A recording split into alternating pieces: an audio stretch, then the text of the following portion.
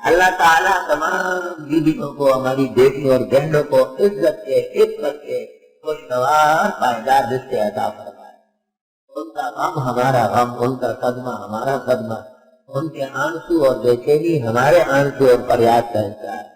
یہ تو کم از کم بے اعتدالی کی شکایت ہے کہ بے اعتدالی اتنی بڑھ گئی ہے جس کی کوئی حد نہیں۔ یہاں ایک آدمی میرے پاس آیا کہ جی وہ بچی جوان ہو گئی ہے، ماشاءاللہ آپ کی دعا سے 28 سال عمر ہے اور اس کا بالکل نہیں آیا۔ میں نے کہا کوئی شرط نہیں۔ ایک طالب علم بیٹھا ہوا سامنے کتاب دے گا، میں طالب علم کو تیار کرتا ہوں، یہ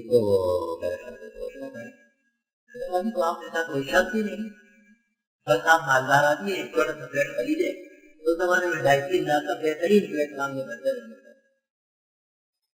دلیل و خواب ہے، شادی ہو گئی، رشتہ ہو گیا، وہ جو رشتہ ٹوٹا ہے اور وہ بھی گھر بیٹھی ابھی تک بیٹھی، اس طالب علم کی شادی ہوئی، بچے ہوئے، اللہ نے اس کو آباد آساران جہارا بہتارت منگر۔ دنیا کے اندر ان فقیر منشوں کو ذلیل مت سمجھو۔ آساران جہارا بہتارت منگر، تجھے دانی کے ذریعے گرد سوارے بجدور۔ تجھے کیا پتہ ہے میں شاہدوات نہیں یخلق ما یشاء، پیدا فرماتے وہ جو چاہے، یہاں بولی من یشاء اناثا۔ تبلیغ جماعت میں نکاح اور اہلی دوستوں کا یہ طریقہ سنت نہیں ہے۔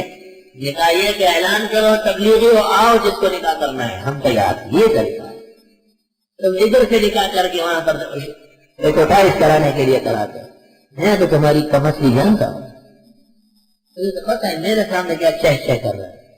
5 اسٹیج پر اعلان کرو کہ جس نے 4 مہینے لگائے وہ اول نمبر، جو ملکوں کا سفر کر چکا ہے وہ اس سے پہلے، جو ابھی نکلا ہے وہ صرف منگنی کر سکتا ہے، شادی بھی نہیں ہوگی، ٹائم دینا پڑے گا۔ ٹھیک ہے، بہت اچھی بات ہے، دینی شرائط اچھی لگتی اور شرطیں لگاتے ہیں، داڑھی نہ ہو، بیوی ہو تم شرط لگاؤ کہ جب تک داڑھی نہیں رکھو گے ہم نکاح نہیں کریں، جب تک احسن العلوم میں کرے، تفسیر نہ کرے ہم نکاح نہیں کریں۔ کم از کم تمہاری منزلت اور قدر اور عقل اس کو آ جائے۔ الحمدللہ۔